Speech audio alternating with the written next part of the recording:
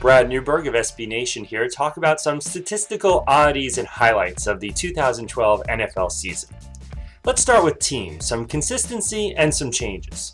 Not really an oddity because the NFL always seems to have some of each, but let's look at a bit of the outliers from this year. The AFC became the first conference ever to have all four of its division winners, Baltimore, Denver, Houston, and New England, repeat from the prior year. That has never happened since realignment in 2002. Now that being said, three of the new playoff newcomers finished in last place in 2011. You had the biggest improvement with Indianapolis having a 9-game improvement over their 2-14 season, followed by Minnesota having a 7-game improvement and Washington Redskins having a 5-game improvement. Now, Adrian Peterson might be my MVP. Peyton Manning could be the comeback player of the year, but the Statistical Freak of the Year award goes to Calvin Johnson. Johnson led the NFL with 1,964 receiving yards, topping Pro Football Hall of Famer Jerry Rice, the record of 1848 that was set in 1995. Now, for all you want to say about getting easier to rack up receiving yards in this pass-happy offense, remember two things. One, this record lasted for almost 20 years. But secondly, Megatron beat it by over 100 yards. Now, Adrian Peterson had a great season, falling just 8 yards short of Dickerson's record.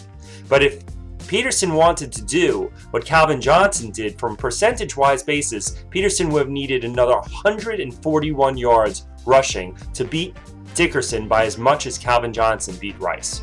Now, you won't be surprised to learn that scoring is up, but let's look at the numbers. A record 11,651 points were scored during the 2012 NFL season, with games averaging 45.5 points, the highest average in 47 seasons. Now, I was surprised to learn that that is 47 seasons because there actually was a higher average, 46.1, in 1965. Now, many people sort of view those old days as these, 7-3 pounded into the middle, big ball of dust sort of thing. But there was a lot of scoring back then. It's been 47 years since we've seen those scoring levels. Now, while passing was king, scoring came in all forms in 2012. An NFL record 139 what would be considered miscellaneous touchdowns were scored. And that includes all return touchdowns such as kickoffs, punt returns, fumbles, interceptions, and block kicks. Now, games this year, again with the higher offenses, averaged an all-time high of 694.4 total net yards per game. And that included an all-time high of 462.6 passing yards per game. But before you discount the run completely, three teams this year, the Seahawks, the Redskins, and the Vikings, all averaged over 160 yards per game on the ground. And all three were playoff teams. The last time in the last 25 years that that's happened, that three teams have had over 160 rushing yards, zilch, none. It's never happened in the last 25 years. Now, this was also the year of the big run. Tennessee's Chris Johnson produced 3 touchdown runs of 80 yards or more, bringing his career total to an all-time high of 6. Now, his 3 touchdowns of 80 yards or more were equaled this year by Jamal Charles, who also had 3 touchdown runs of 80 yards or more. That's 2 in the same season. 2 in the same season, it's only been done once all time prior to this season, and that was by Barry Sanders. So we've basically gone from 1 to 3 in a single season. Now, there's been freakish consistency that you may not have realized at the quarterback position this year. This is by far the most consistent quarterback year in terms of each team having their starter. Actually, 20 of the 32 NFL teams started the same quarterback in every single game, the most of any season since at least 1970. Now, let's take a moment to look at the statistical freak that is Tony Gonzalez.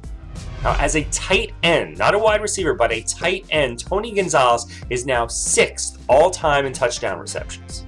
He is 7th all-time in receiving yards, and he is 2nd, only behind Jerry Rice, albeit by a long way behind Jerry Rice, in completions.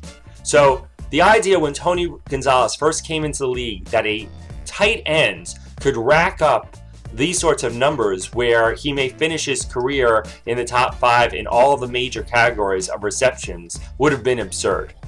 Now, in terms of quarterback statistical freakishness, prior to the season, no rookie quarterback had ever had a 100 passer rating.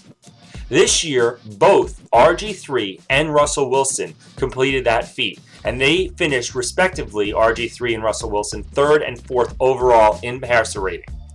Now, it's one thing to label this year as the year of the rookie quarterbacks. It's another thing to look at the stats and see just how much this rookie crop of quarterbacks dominated the record books. The rookie quarterback class literally doubled the prior record for wins in a season by rookie quarterbacks. They also had over 600 more completions as a class and over 7,000 more yards than any rookie quarterback class in history.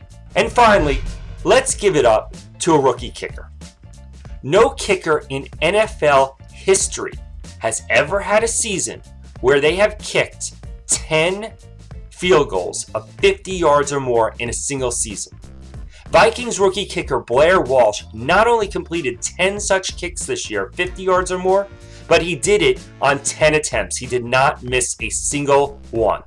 Now, I'm not saying he's the first pick in your fantasy draft next year, but that could add up to a lot of bonus points depending on your scoring system. That's it for Brad Newberg here in SB Nation, and tune in again next time.